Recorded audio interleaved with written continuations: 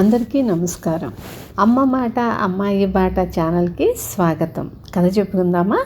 అధికారి భార్య.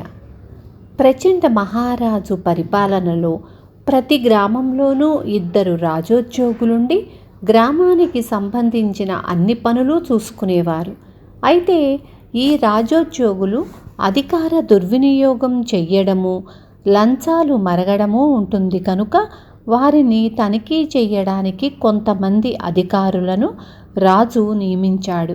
ఈ అధికారులు ముందుగా చెప్పకుండా ఏదో ఒక గ్రామానికి వెళ్ళి అక్కడి పరిస్థితులు స్వయంగా పరిశీలించి రాజుకు నివేదిస్తూ ఉండేవారు.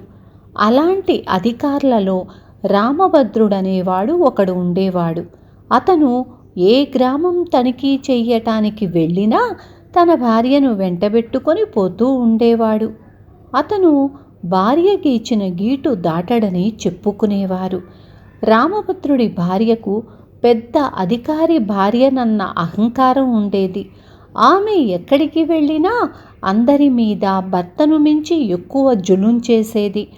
ఆమె భర్త పెద్ద అధికారి కదా అని ఆయనతో మాట రాకుండా ఉండగలందులకు ఆమె ప్రవర్తనను అందరూ సహించేవారు.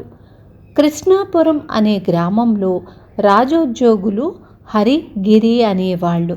వారు ఒకే ఇంట్లో 2 భాగాలలో కాపురం ఉండేవాళ్ళు. రామభద్రుడు తన భార్యతో సహా ఆ గ్రామం వచ్చి వారు ఉండే ఇంటనే దిగాడు. హరి, గిరి చాలా నీతిపరులు. వాళ్లను గురించి అందరూ ఎంతో ఘనంగా చెప్పుకునేవారు. వారికి రామభద్రుడి నుంచి ఎలాంటి భయమూ ఉండే అవకాశం లేదు. వాళ్ళు రామభద్రుడికి చక్కని సదుపాయాలన్నీ చేసి అతన్ని ఊరు చూడటానికి తీసుకువెళ్ళారు.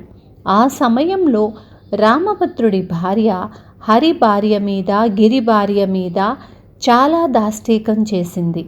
ఆవిడకు మంచినీళ్ల దగ్గర నుంచి అన్నీ అందించాలి. ఎవరో ఒకరు ఆమెకు అస్తమానము విసురుతూ ఉండాలి. ఆమెకు సేవ చేసి అలసిపోయిన గిరి భార్య ఆమె సరసన ఒక కుర్చీలో చేరబడింది. అది చూసి రామభద్రుడి భార్య, నాతో సమంగా కుర్చీలో కూర్చున్నావా అని దెబ్బలాడింది.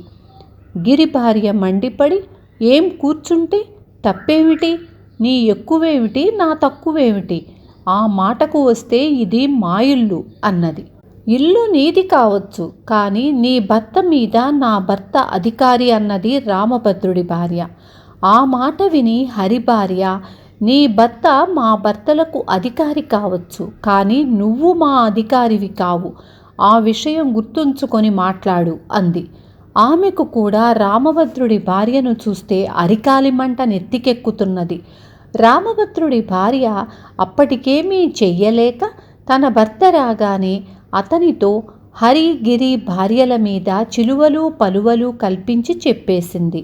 రామభద్రుడికి చాలా కోపం వచ్చి హరిని, గిరిని పిలిచి సంజాయిషి అడిగాడు. వాళ్ళు తమ భార్యల నుంచి జరిగిందంతా తెలుసుకొని రామభద్రుడితో, ఇందులో మా వాళ్ళ తప్పేమీ లేదండి. మీరు మా మీద అధికారం చెయ్యటం సబబు కానీ మీ భార్య మా వాళ్ళ మీద అధికారం చూపటం సబబు కాదు కదా అన్నారు. ఆ మాటలకు రామభద్రుడు మరింత మండిపడి, నా భార్య మీ భార్యలకు అధికారి కాకపోవచ్చు, కానీ నాకు అధికారే. ఆమె నిర్ణయాన్ని బట్టి నేను మీ ఇద్దరినీ ఉద్యోగాల నుంచి తొలగించుతున్నాను అన్నాడు. హరిగిరి ఎంత నచ్చచెప్ప ప్రయత్నించినా ఆయన వినిపించుకోలేదు. రామభద్రుడు వెళ్ళిపోయాక జరిగిన సంగతి ఊళ్ళో వాళ్లకు తెలిసింది. వాళ్ళు ఒక మనిషిని రాజుగారి వద్దకు పంపి జరిగింది తెలియబరిచారు. ఆ కబురు నిజమేనని ప్రచండ మహారాజు చారుల ద్వారా రూఢీ చేసుకున్నాడు. ఆ నెల రామభద్రుడికి జీతం అందలేదు.